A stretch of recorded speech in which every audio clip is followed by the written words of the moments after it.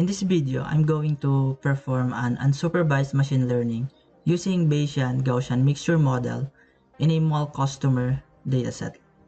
I am Jandel Arandia, a computer science student major in intelligence system at LSPU. Will be your presenter in this video.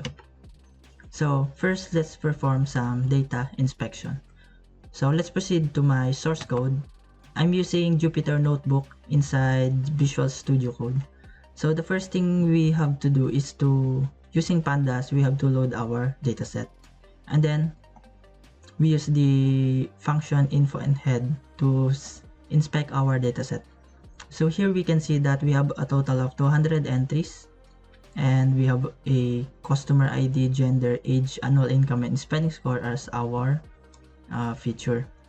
Currently, we don't have a missing values, but one of our dataset is set to object as a data type. So to fix that, we have to use label encoder so that we can convert this categorical feature into a numerical feature. So after using the label encoder, we now have the gender as a numerical feature. So let's perform the feature selection. So perform the feature selection, we create a plot of different combination of features. As you can see that some of the combination of the features are not really good for clustering. But we can see here in the combination of spending score and age that in this part is we don't really see some plot, and we can see that there are less plot in here as well as less plot in here. Maybe this one is a suggestion for clustering, but it's not really a good indication. But we can see in the combination of spending score and annual income that there are clearly some good clustering here. The obvious one is the center, which is the first one, and we have a second one here, third one here, fourth one here, and the fifth one here. So we have a total potential clustering in the combination of spending score and annual income. So I choose the spending score and annual income as our features. So I drop the unnecessary features.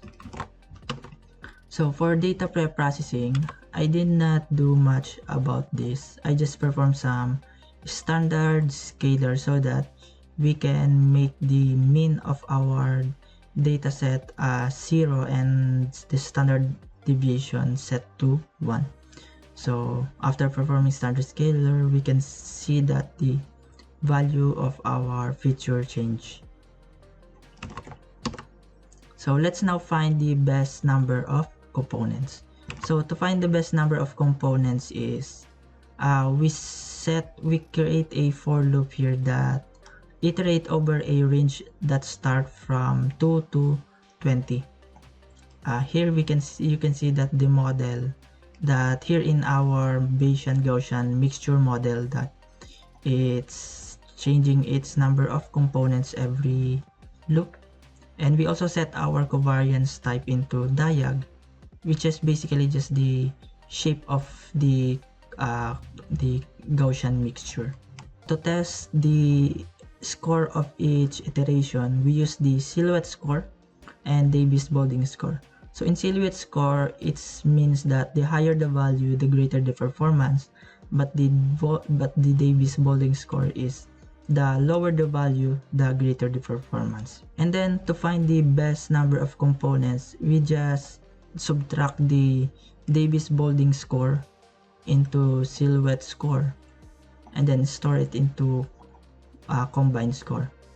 And then to find the best number of components is we just have to find the max value or the highest value that we get from this subtraction, and that is our best number of components.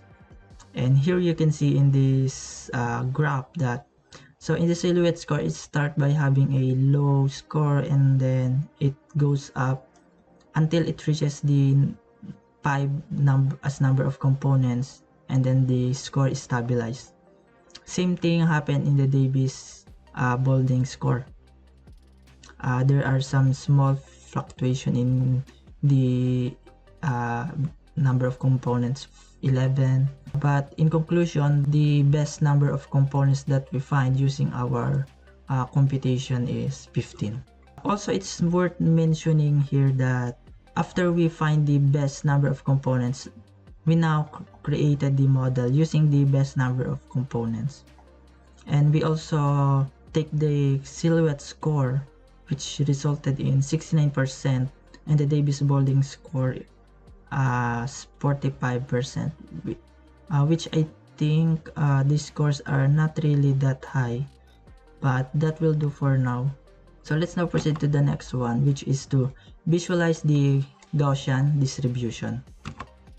So here you can see that in the result of our plot that, so the resulting plot is actually close to what we are expecting in the previous graph. You can see here that we have a total of 5 cluster, which is a good indication. So just to explain that, even though we put the number of cluster to 15, the Bayesian Gaussian Mixture Model automatically adjusts based from the most active cluster. So as you can see here that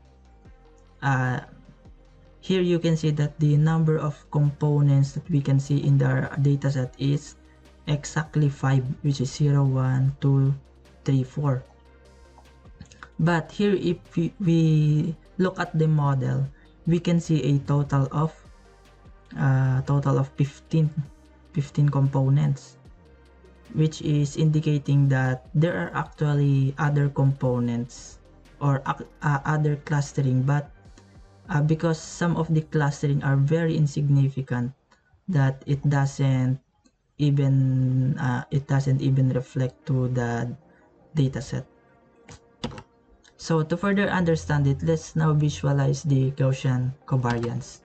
Here in this chart graph, we can see the covariance of each cluster, and in the bottom you can see the percentage, which indicates the likelihood that this data point is belongs to this cluster. The more grouped the cluster is, the smaller the covariance ellipse. So the red has the smallest covariance, and the blue and orange has the biggest covariance. But to further understand this, we can look at the different level of their covariance. Here you can see in this graph that the red, which has the smallest covariance, is, even though it's scaling up into 3 levels of covariance, its ellipses is still small compared to the other one, like the blue, which has a very big range of covariance, which can impact the prediction of this cluster because it interacts with other cluster more.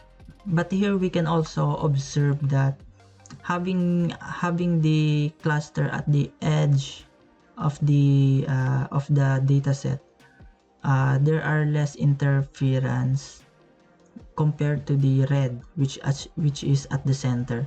It interfere with almost all of the cluster, which I believe can have a significant impact on how well this cluster will perform. So that is all in this video in using the Bayesian Gaussian Mixture Model in a mall customer. So I hope you learned something.